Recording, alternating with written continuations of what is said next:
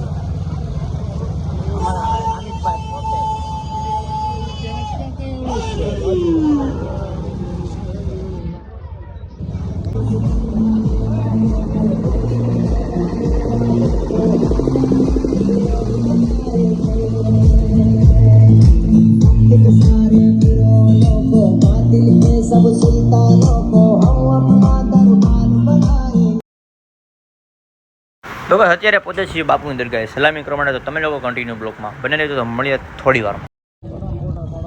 ફૂલ બાકાજી की ओ मरक कलेजा आवड़े आवड़े फूल बाकाजी की बोले मरक कलेजा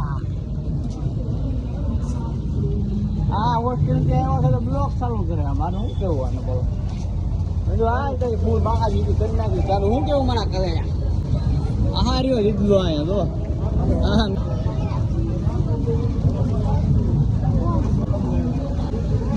कामिल कामिल जो आ रही हो हाँ कामिल पोते